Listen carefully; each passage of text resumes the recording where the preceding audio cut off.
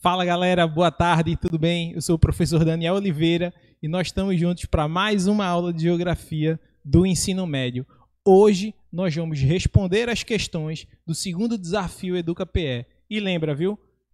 O prazo de resolução das provas foi prorrogado, tá? Até o próximo dia 20, então você ainda tem um tempinho, caso ainda não tenha conseguido responder a avaliação. Então vai lá e lembra, você tem 5 chances, tá? Para poder responder a essas provas. Vamos iniciar a nossa resolução de questão falando um pouquinho sobre os meios de comunicação e transporte na integração do Brasil com o mundo. Gente, vê só, falar sobre meios de comunicação e transporte no Brasil, ele se apresenta para a gente como um elemento extremamente relevante, levando em consideração a dimensão territorial que o nosso país apresenta. Então, o Brasil é um país de proporções continentais. Isso faz com que o desenvolvimento das nossas infraestruturas, com que o acesso a bens e serviços passe diretamente sobre a relação dos meios de comunicação e da integração a partir dos sistemas de transporte no Brasil.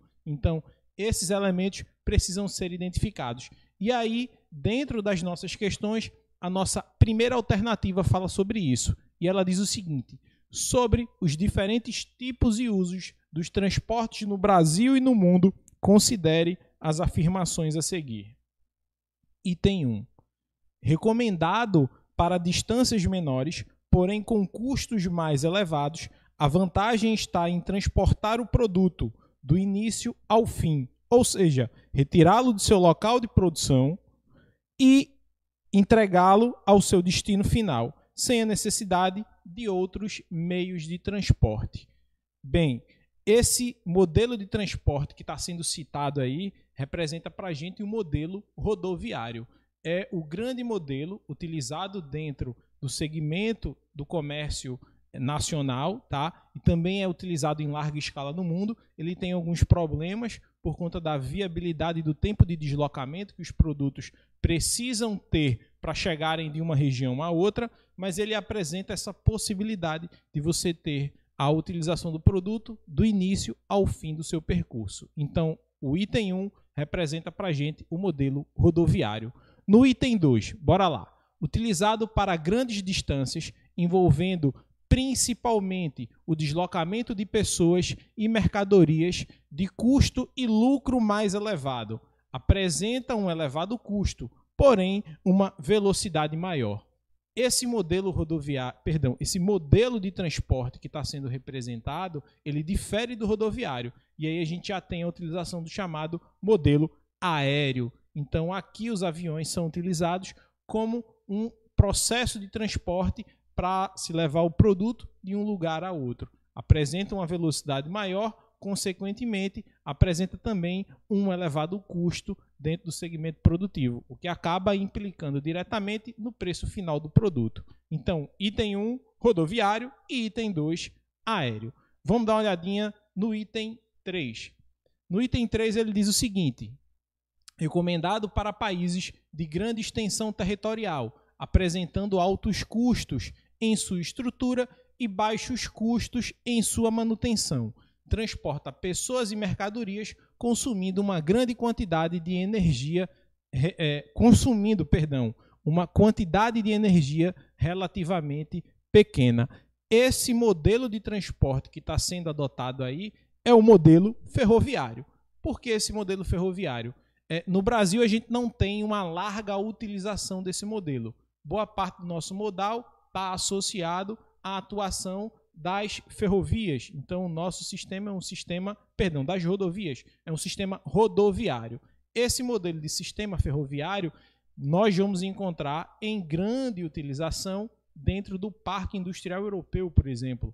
Boa parte da atividade produtiva é escoada a partir das linhas férreas que são destinadas aos navios e de lá seguem para exportação ao redor do mundo. Então, a nossa alternativa aí, quando ele fala as proposições acima representam respectivamente as descrições dos transportes rodoviário, aéreo e ferroviário. Então, a nossa alternativa é a letra E, tá? Na nossa segunda questão, a gente também vai falar sobre transporte público no Brasil.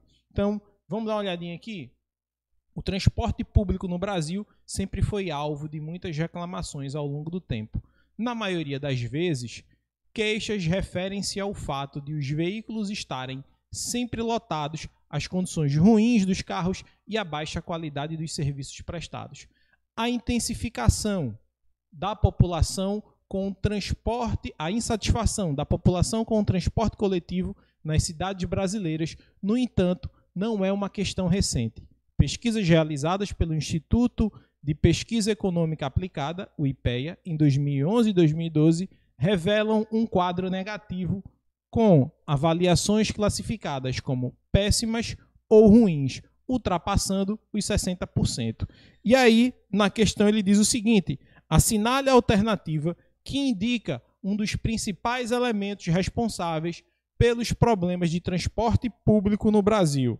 Vê só, na letra A, ele traz o seguinte: a ausência de veículos particulares para a população. Esse é justamente um dos problemas para o nosso segmento do transporte público. A grande utilização de veículos particulares no nosso modal de deslocamento. Então, quanto mais veículo privado nós encontramos na rua, pior é a mobilidade dentro das áreas urbanas. Então, quando a gente pensa sobre esse questionamento, né, a gente acaba percebendo, por exemplo, que a cidade do Recife tem hoje um dos piores trânsitos do Brasil. Na alternativa B, ele diz o seguinte: o crescimento das cidades menor que o campo. Bem, as cidades elas crescem numa velocidade muito maior que a do campo. Então, por si só, essa alternativa B estaria errada. Na alternativa C, ele fala barateamento das passagens, elevando a procura e diminuindo os serviços. Não, se a gente tivesse aí um processo de barateamento das passagens, a gente não teria uma redução do serviço. Muito pelo contrário, nós teríamos aí a ampliação da utilização. É muito fácil, né, a gente identificar isso quando nós paramos para pensar, por exemplo, sobre o custo do transporte aéreo no Brasil. Há alguns anos, né, há cerca de 5, 6 anos atrás, nós tínhamos um valor menor no preço pago nas passagens do transporte aéreo. Isso fez com que nós tivéssemos, nesse momento, um pico de utilização desse segmento, dessa linha de transporte. Atualmente, né, por conta das grandes crises que nós estamos vivenciando, esse custo do transporte aéreo no Brasil ele se eleva. Consequentemente, nós temos a redução da oferta e da utilização desse serviço. Na letra D, ele fala do crescimento desordenado urbano, sem um acompanhamento em infraestrutura. E isso é verdadeiro, tá? A ausência de políticas públicas voltadas para a criação de novas estratégias que levem a uma melhor distribuição do aparelho urbano, que levem a pensar a cidade sobre o seu processo de mobilidade, fazem com que tenhamos hoje uma das piores situações de vivência nas cidades, que é a do deslocamento do trabalho para a sua casa, ou da sua casa para o seu trabalho. Então, muita gente hoje perde horas, tá, dentro dessa perspectiva, o que implica diretamente na qualidade, muitas vezes, do serviço que é produzido e implica também na produtividade que é encontrada dentro das atividades fabris. Na letra E, ele diz a federalização do transporte coletivo pela Constituição de 88. Isso não acontece, tá? A gente não tem uma federalização do transporte coletivo. O transporte coletivo ele pertence às esferas municipais, tá? E a gente também tem uma regulamentação de agências estaduais. Então, nossa alternativa aqui, letra D. Na próxima questão, a nossa terceira questão, que fala sobre o uso das ferrovias. E aí a gente tem o seguinte: as ferrovias são frequentemente indicadas como melhor opção para escoamento de cargas e até mesmo de pessoas em todo o território nacional. Entre as vantagens que esse tipo de transporte oferece para o país, podemos assinalar exceto. Aí você marca aí o exceto, viu, gente? Porque é muito comum você acabar querendo encontrar a alternativa correta. Na letra A, ele diz o seguinte: baixo custo de manutenção e consumo. Tá certo, né? A rede ferroviária apresenta um baixo custo na sua manutenção e no consumo de insumos.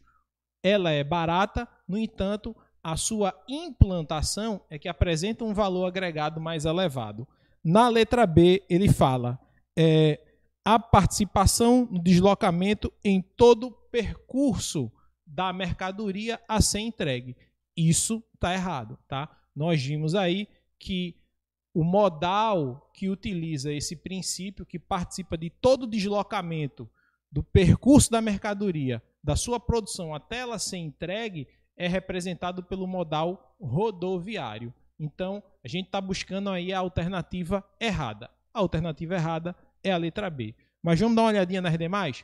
Na letra C ele diz o seguinte: desafogamento do trânsito nas rodovias. Claro, né? Se eu tenho a intensificação da utilização do sistema ferroviário, eu tenho uma redução da utilização das rodovias. Consequentemente, eu tenho uma maior fluidez dentro do espaço das cidades.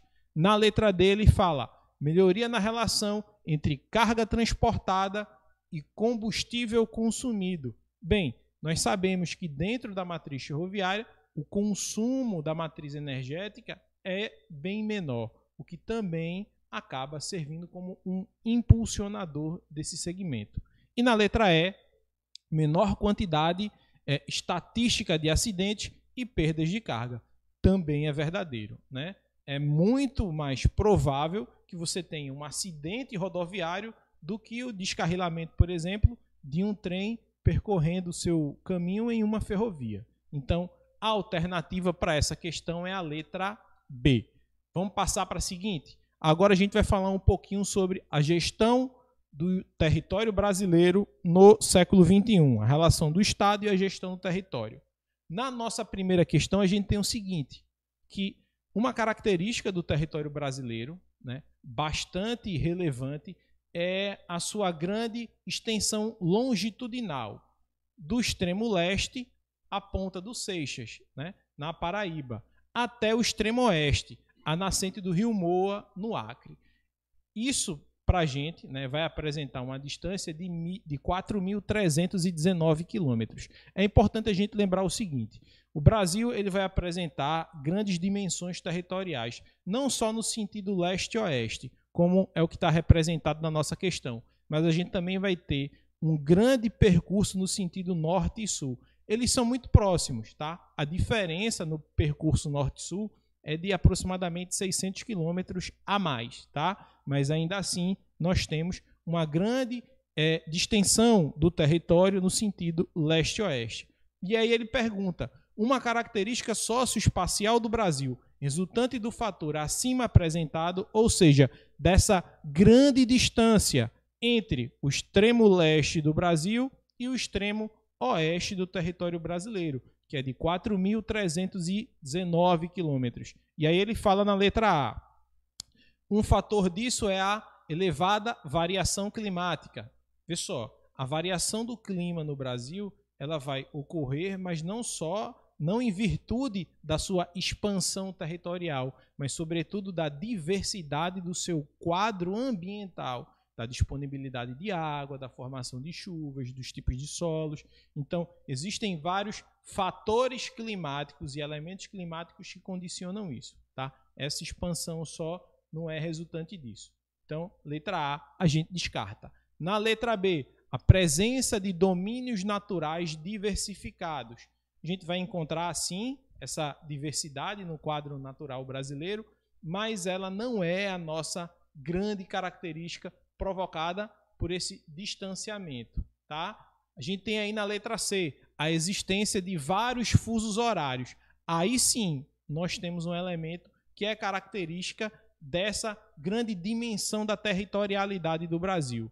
Bem, é prova disso que o nosso território ele é marcado por vários fusos. Por exemplo, aqui em Pernambuco a gente tem um fuso para o pessoal que vive em Fernando de Noronha, mas também temos um outro fuso para quem vive no território do estado de Pernambuco como um todo. Aí, quando a gente vai migrando e vai caminhando mais a oeste, nós vamos percebendo um outro fuso que domina a região do centro-oeste brasileiro e, no extremo norte do Brasil, um outro fuso horário. Então, isso implica na mudança do quadro de horários ao longo do território brasileiro nesse sentido, leste-oeste, tá? Então a nossa resposta para a primeira questão, alternativa letra C. Na letra D, ele fala sobre uma acentuada unidade topográfica. Acentuada unidade topográfica dá a ideia de que a dimensão, a altura desse relevo é sempre uniforme, o que não ocorre, né? A gente tem uma grande variação dessa dimensão ao longo do nosso território. E na letra E, ele fala sobre a facilidade para o deslocamento rodoviário, e isso não existe. Por quê? Nós vamos encontrar grandes cadeias, né, de planaltos que vão estar se apresentando ao longo desse ciclo de deslocamento. Então, as terras a oeste, elas têm tendências de serem mais elevadas do que as outras, tá? E aí, nossa resposta, letra C. Na nossa segunda questão, ela fala sobre a interiorização do povoamento, né, no ciclo brasileiro. Então, a interiorização do povoamento do Brasil foi devida, de um lado, à mineração e, de outro lado, à criação de gado nas fazendas. A exploração dos diamantes e do ouro foi responsável pela existência de inúmeros núcleos de vida urbanos no interior dos estados de Minas Gerais, Bahia, Goiás e Mato Grosso. 3 áreas principais de criação de gado despontavam nos albores do século XIX, os sertões do Norte e do Nordeste, que abasteciam a zona agrícola do litoral, a zona de mineração de Minas Gerais, que contava com melhores condições técnicas, e os campos do Sul, que serviam à produção de couro e de charque. Então, com base nas informações do texto e nos conhecimentos que nós temos sobre a formação econômica do espaço nacional, identifique as afirmativas a seguir como verdadeiras e falsas. A nossa primeira afirmativa, né, diz o seguinte: a expansão das fronteiras terrestres em direção ao oeste culminou com a ampliação do território do Brasil. Ela foi responsável pela dinâmica econômica acima descrita? Não, tá? O processo de formação das dinâmicas econômicas no território brasileiro obedece a um grau de temporalidade. E aí a gente vai perceber que cada um dos ciclos econômicos brasileiros vai estar inserido em um local diferente e em um tempo diferente, tá? A gente vai ter aí raras exceções em que um vai existir de maneira concomitante ao outro e que vai acabar se auxiliando, apresentando aí alguma integração. Então, nosso primeiro item, a alternativa ela é falsa. Na nossa segunda afirmativa, ela diz o seguinte: a dinâmica econômica citada, quando consolidada no final do século XIX, mostrava que apesar da grande extensão, o território nacional apresentava alto índice de integração econômica. E isso não acontecia, tá? A gente não tinha essa grande integração da economia do período colonial no Brasil em virtude, tá, justamente dessa diversidade de tempos distintos. Então, nós temos um ciclo que é o do pau-brasil, um ciclo que é o da cana-de-açúcar, ciclo do ouro, da mineração, e esses elementos fazem com que a gente perceba a dificuldade de integração. Agora, existiu algum ciclo que teve essa junção? Teve, e a gente vai ver já já, tá? Nossa terceira afirmativa, ela diz o seguinte: o movimento econômico descrito no texto estava associado à industrialização na região litorânea e demonstrava uma economia cujo padrão espacial era complementaridade de atividades entre setor secundário e primário. Vê só, gente, essa afirmativa ela é errada. E por que ela é errada? Porque nós não temos nesse momento ainda o desenvolvimento da atividade industrial circulando no território brasileiro, sobretudo ao final do século XIX. Então não dá para a gente fazer esse tipo de leitura e apresentar isso como uma característica. Então essa alternativa ela está errada, tá? Falsa. Nossa última aí, vamos lá. A criação de gado e a mineração foram processos econômicos que podem ser considerados complementares, apesar de ocorrerem em regiões diferentes do espaço brasileiro. E isso, tá? A gente pode dizer que é verdadeiro. Por quê? Porque onde era encontrado a utilização da prática da mineração, a gente não tinha a prática do desenvolvimento da pecuária. Ela não estava no mesmo território, ela estava presente em um mesmo período. Por quê? Porque quem trabalhava na mineração se dedicava exclusivamente àquilo. Mas ele precisava do gado, não só como fonte de alimento, né, para a produção de carne, mas ele também precisava como elemento de tração animal. E isso fazia, né, com que esse gado complementasse a atividade econômica que ali era desenvolvida. Então, por esse motivo, nosso último item está correto. Então, a resposta para a gente é a alternativa letra D, tá? Vamos passando. E aí, na sequência, a gente tem o seguinte. A terceira questão fala sobre no Brasil colônia. E aí ele diz o seguinte: no Brasil colônia, a pecuária teve um papel decisivo na letra A, ocupação das áreas litorâneas? Não.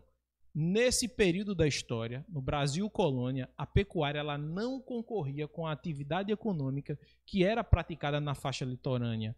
A gente pode pensar aqui, inicialmente, em dois segmentos. O primeiro numa fase pré-colonial, com a extração do pau-brasil, e em seguida a introdução do cultivo da cana-de-açúcar. Ora, se eu tinha, né, à época, o cultivo da cana-de-açúcar, eu não podia ter criação de gado, porque o gado ia acabar se alimentando das áreas de lavoura de cana-de-açúcar. Então, essa atividade econômica foi deslocada para o sertão nordestino. E aí a gente tem o desenvolvimento da prática da cana-de-açúcar no litoral e o desenvolvimento da atividade pecuária no sertão nordestino. Então, a pecuária ela não ocupa a área litorânea, ela se afasta. E aí na letra B ele diz o seguinte: expulsão dos assalariados do campo. Ora, Brasil colônia não tinha trabalhador assalariado, né? A gente tinha ali um sistema onde o trabalho era baseado no trabalho escravo. Então, letra B, errada.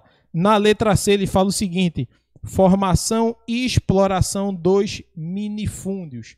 Bem, naquele momento, nós não tínhamos a presença da pequena propriedade rural. Muito pelo contrário, a gente tinha a formação de grandes latifúndios, tá? De grandes capitanias hereditárias. Então, essa alternativa também está errada. Na letra D, a gente tem a fixação do escravo na agricultura. Bem, o escravo ele participa do trabalho do campo naquele momento, mas ele também figura no trabalho dentro das casas. Então a gente não pode dizer que no Brasil colônia a pecuária teve, né, essa influência nesse segmento do trabalho escravo.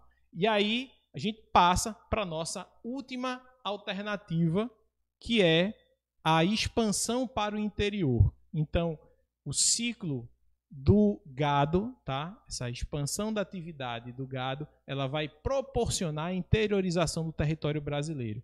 Então, a gente começa a ter aí a utilização de novas áreas do Brasil, né? A ocupação de novas áreas e a exploração dessas áreas a partir dessa atividade econômica. Então, o gado ele é muito importante nisso. E como é que isso era utilizado? Como é que isso era feito? Era feito a partir da atuação dos rios, que eram utilizados como caminhos, tá? De deslocamento do gado para as áreas do interior. Então, nossa alternativa para a terceira questão, letra E. E aí, a gente passa para falar um pouquinho sobre desigualdades econômicas e regionais. Falando nisso, nós temos a nossa primeira questão, que diz o seguinte: o Brasil é um país subdesenvolvido e que ainda possui uma significativa quantidade de pessoas vivendo abaixo da linha da pobreza. Gente, nossa aula acabou, o tempo foi curtinho, mas a resposta para essa alternativa é letra C. Obrigado, viu? Um abraço.